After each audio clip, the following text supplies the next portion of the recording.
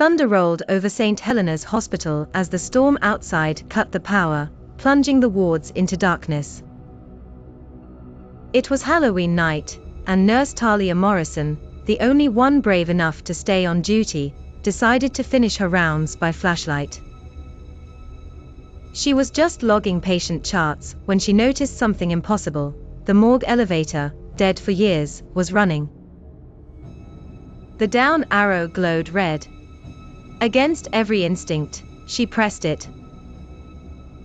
The elevator doors slid open with a hiss, and a gust of cold, damp air escaped.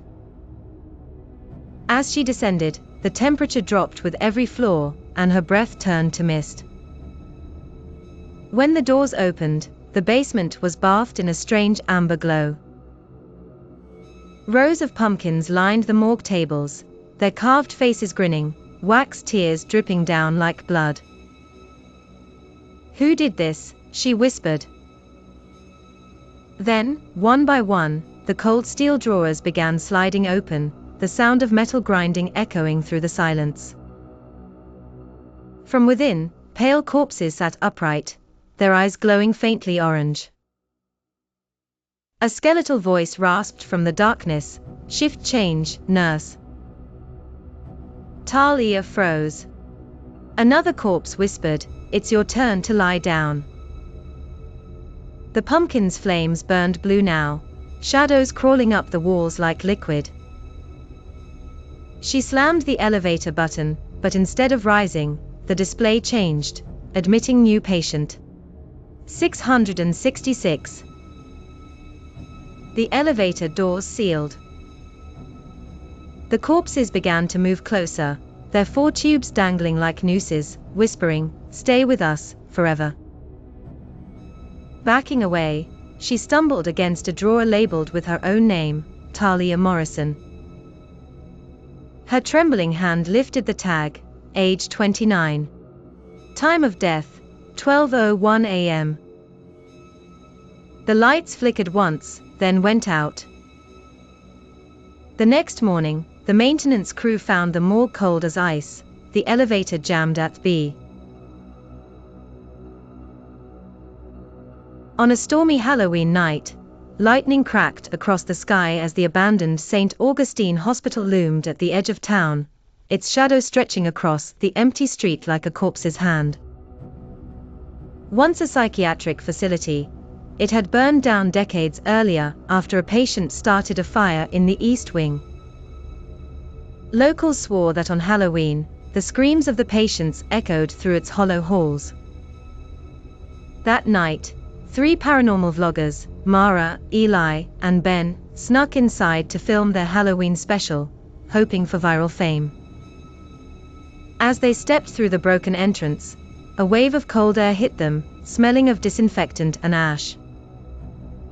Their flashlights flickered weakly, catching glimpses of wheelchairs, overturned gurneys, and scattered files yellowed with age.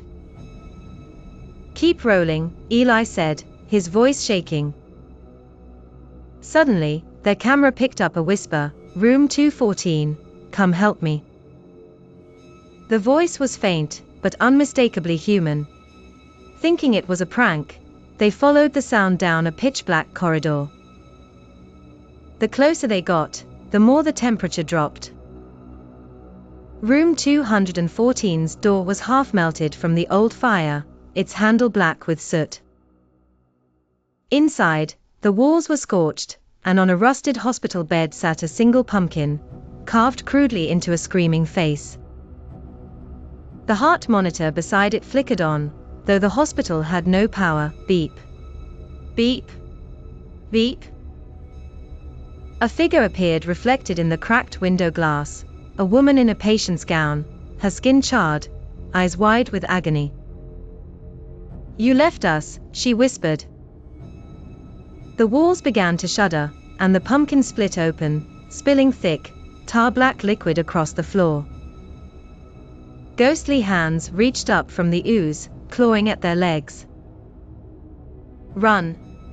Ben yelled, but the door slammed shut.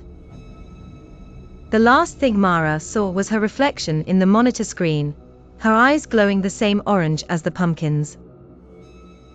When police arrived the next morning, the room was empty except for a single new pumpkin on the bed, carved with the terrified faces of 3 people screaming in silence.